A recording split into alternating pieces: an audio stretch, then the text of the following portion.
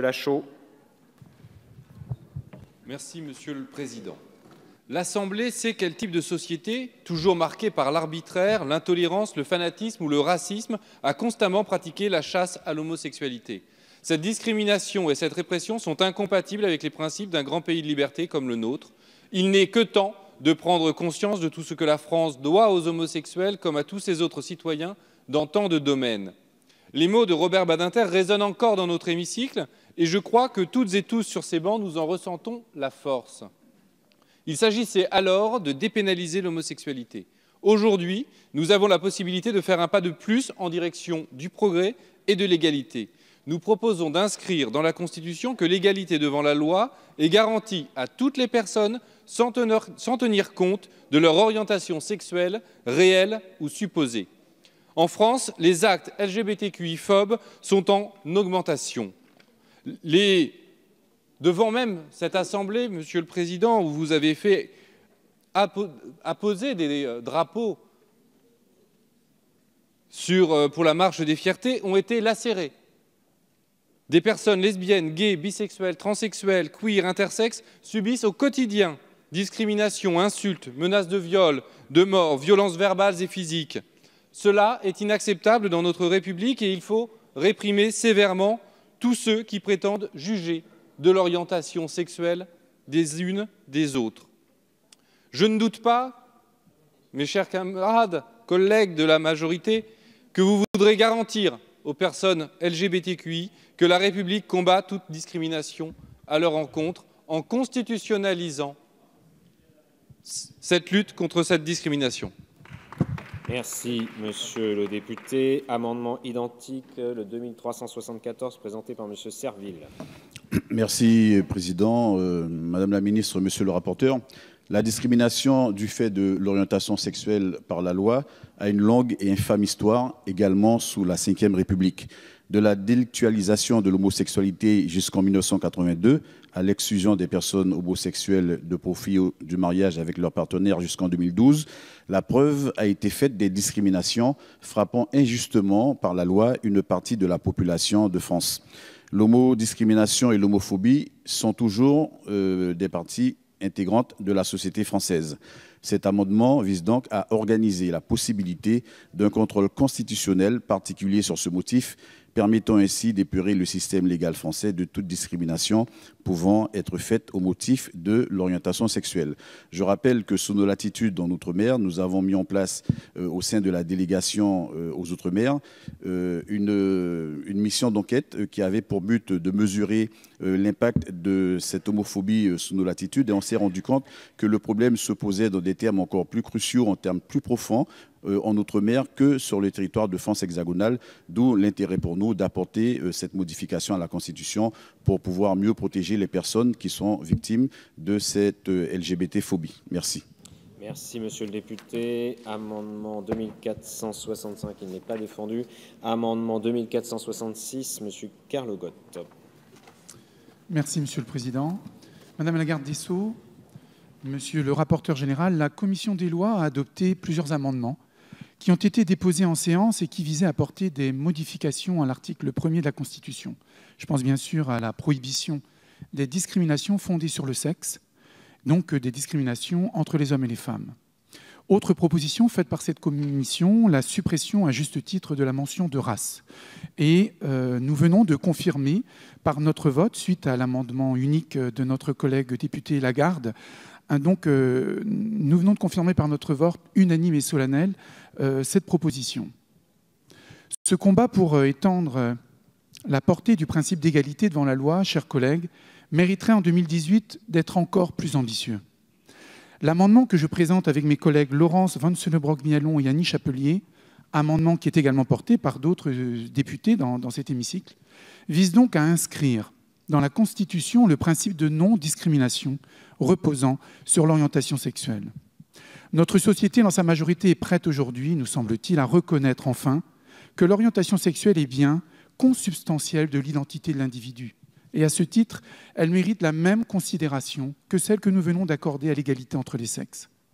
Certains pensent que le fait d'inscrire dans la Constitution le principe de non-discrimination sur le sexe apporte une réponse suffisante. Mais entendons-nous bien, la notion de sexe ne renvoie qu'à l'identité sexuelle des individus, être un homme ou une femme, mais ne recouvre pas celle de l'orientation qui, elle, renvoie à la sexualité. Cette distinction entre sexe et orientation sexuelle est suffisamment reconnue aujourd'hui et ne doit plus être confondue. Par ailleurs, force est de constater que le cadre législatif actuel doit être renforcé pour lutter efficacement contre l'homophobie. Si la loi sanctionne en effet tout acte discriminatoire, elle le fait uniquement dans des situations précises, énumérées à l'article 225.2 du Code pénal, comme dans la discrimination à l'embauche, dans le cadre d'un licenciement, dans la fourniture d'un bien ou d'un service, par exemple. N'est-il pas temps, chers collègues, d'adopter un amendement par lequel nous affirmerions, une fois pour toutes, que toute distinction fondée sur l'orientation sexuelle ne saurait justifier une rupture du principe d'égalité devant la loi? Enfin, nous avons la conviction que cet amendement apporterait un message en direction de nos jeunes, au-delà des témoignages qui font part d'agressions physiques LGBT-phobes en augmentation, comme l'indique le dernier rapport SOS Homophobie. N'oublions pas que ce même rapport confirme que parmi les adolescents, les tentatives de suicide sont jusqu'à 7 fois plus nombreuses chez les jeunes homosexuels. Apportons, chers collègues, une réponse à la hauteur de ce terrible conflit. Nous allons donc demander au rapporteur quel est l'avis de la commission sur ces amendements identiques. C'est un avis défavorable à cette proposition d'inscrire à l'article 1er la prohibition des distinctions fondées sur l'orientation sexuelle. Nous verrons tout à l'heure d'ailleurs qu'il y en a une autre volet sur la provenance géographique. Et on pourrait à l'infini, au fond, faire la liste des distinctions. L'article 1er a pour vocation de poser les principes fondamentaux, le noyau dur, si je puis dire, des règles qui régissent dans notre Constitution et donc dans notre pays le vivre ensemble, comme on dit, et la citoyenneté. Je voudrais également vous rappeler des textes qu'on oublie et que l'on se croit ensuite dans l'obligation de remplacer par des rajouts intempestifs. Ce sont les articles 1er et 6 de la Déclaration universelle des droits de l'homme. Donc je vais relire pour la 3e fois l'article 6 qui dit de la Déclaration de 1789, la loi doit être la même pour tous, soit qu'elle protège, soit qu'elle punisse. Tous les citoyens étant égaux à ses yeux, sont également admissibles à toute dignité, toute place ou emploi public, selon leur capacité et sans autre distinction que celle de leur vertu et de leur talent. Par conséquent, non seulement il y a l'article 1er et l'article 6, non seulement il y a ce que nous avons voté tout à l'heure, mais il existe également dans notre loi pénale suffisamment de dispositifs pour faire en sorte, évidemment, que des distinctions qui seraient opérées du fait de l'orientation sexuelle, c'est cela que ces amendements soulèvent, eh bien, seraient réprimées. Par conséquent, je vous invite au retrait, considérant d'une part que ces amendements, comme ceux qui vont suivre, sont en réalité satisfaits et qu'il n'est ni utile ni efficace, car c'est cela qui est recherché par les auteurs des amendements, d'alourdir les rédactions. Donc un avis défavorable avec une préférence pour le retrait. Merci, monsieur le rapporteur. Madame la ministre. Monsieur le Président, monsieur le député, bien sûr, les concepts de sexe, d'orientation sexuelle, d'identité de genre, pour nous rappeler l'amendement que nous avons évoqué il y a quelques instants, sont tous trois présents dans notre droit, mais ils renvoient à des catégories qui relèvent de domaines différents. Le sexe, mâle, femelle, c'est une donnée génétique, biochimique, qui renvoie à la structure chromosomique et au développement biologique de différenciation sexuelle qui est commandé par le programme génétique. L'orientation sexuelle dont vous nous parlez maintenant, hétéro, homo, renvoie au comportement sexuel. Elle est sans implication génétique obligatoire. Cette construction binaire, elle est remise en cause par les personnes transgenres ou par le transsexualisme qui se définit comme une discordance entre le sexe anatomique et le sexe psychologique. L'identité de genre renvoie à la façon dont un individu donné gère son identité génétique. S'il la refuse, ou s'il veut l'amender, il peut agir sur son apparence sociale, voire sur son intégrité physique, et cela ne présage pas nécessairement de son comportement sexuel.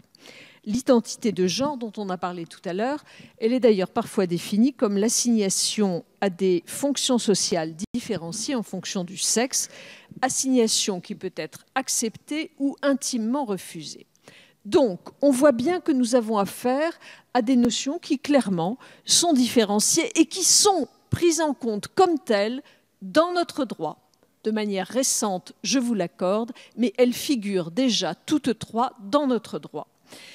Je ne suis absolument pas certaine qu'il faille hausser ces approches au niveau constitutionnel. Je le dis franchement, je considère que, ainsi que vous l'a dit Monsieur le rapporteur général, le principe d'égalité et l'interdiction de toutes les discriminations telles qu'elles figurent dans les articles 1er et 6 de notre Déclaration des droits de l'homme et du citoyen sont suffisantes parce qu'elles garantissent, ces principes, le caractère inconstitutionnel de toute forme de discrimination. Je ne suis donc pas certaine qu'il faille descendre dans une énumération différenciée et qui, dès lors, n'aurait pas de fin, qu'il faille descendre à ce stade dans une énumération au sein de notre Constitution. J'émets donc un avis défavorable. Merci, Madame la Ministre. Monsieur Euzet, vous avez demandé la parole pour répondre à la Commission et au Gouvernement. Merci, Monsieur le Président. Nous avons, il y a un instant, après plus de 23 heures de débat, si je ne me trompe pas, réussi à trouver une forme de consensus, de cohésion et pratiquement de communion pour une raison simple, qui est que nous étions exactement dans le cadre de l'exercice qui nous est dévolu, à savoir réviser la Constitution, c'est-à-dire d'une part nous apprêter à toucher à ces modes de dévolution du pouvoir, d'exercice du pouvoir et ces grands principes fondamentaux. Et on voit bien que quand on dit dans le cadre strict de la mission qui nous est dévolue, on arrive à trouver des points de consensus. Et très rapidement, les travers reprennent le dessus, puisqu'on commence, je ne reviens pas sur les arguments de fond qui ont été abondamment développés depuis quelques instants par Madame la garde des Sceaux et par Monsieur le rapporteur général. Depuis quelques instants, on retombe dans nos travers en essayant de remettre des considérations d'ordre politique, des politiques publiques au niveau constitutionnel, ce qui ne s'y prête pas. Et je voudrais appeler à la bienveillance des bancs divers de l'hémicycle pour justement reconcentrer toute notre attention sur le cœur de notre mission qui consiste d'une part à toucher les fondements du mode de vie ensemble que nous avons à choisir et d'autre part les modes d'évolution et de pratique du pouvoir. Merci, Monsieur le député. Monsieur Lachaud. Merci, Monsieur le Président. J'avoue ne pas avoir très bien compris l'intervention qui vient d'arriver. Oui, ça sera utile, je pense. Je voudrais vous remercier, Madame la Ministre, pour votre réponse précise, argumentée, qui ne m'a malheureusement pas convaincu. Parce qu'aujourd'hui, on meurt toujours en France, et notamment dans les territoires d'outre-mer, sous les coups de l'homophobie et des LGBTQI-phobies. Vous nous dites que notre loi prévoit la lutte contre toutes les discriminations. Pour autant, lorsque l'on a fait le mariage pour tous, lorsque l'on a ouvert les droits à la PMA, on n'a pas ouvert les droits à la PMA pour toutes et tous.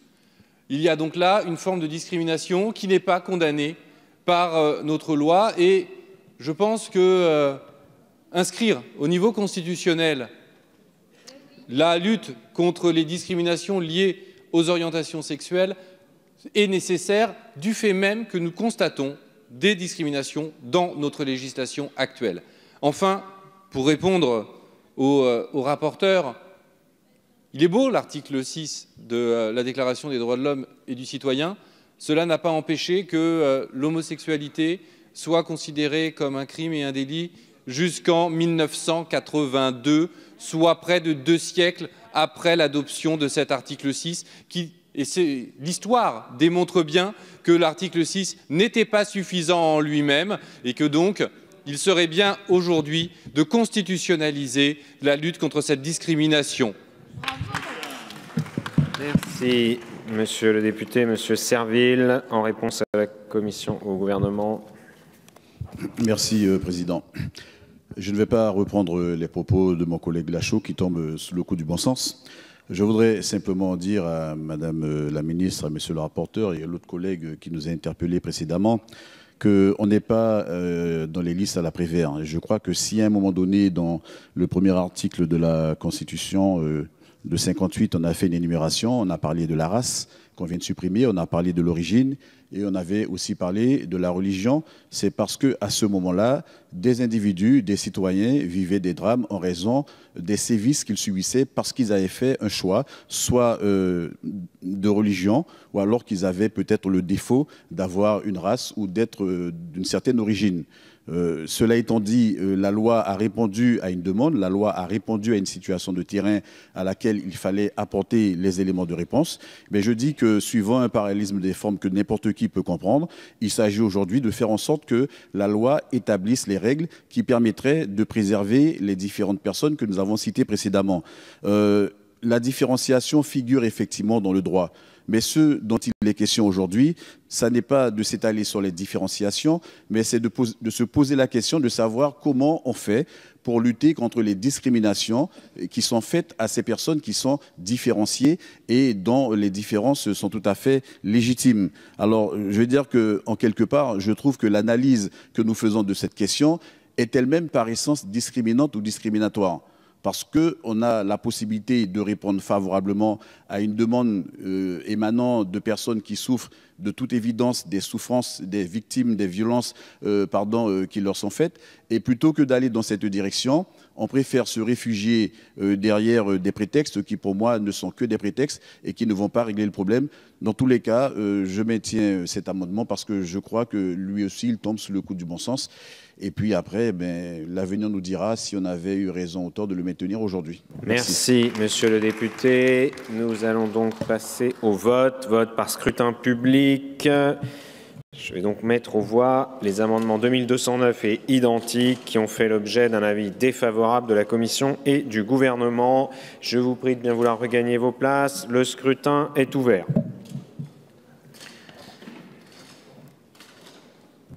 Le scrutin est clos. Nombre de votants, 78, exprimés 74, majorité absolue 38, pour 21, contre 53. L'amendement n'est pas adopté.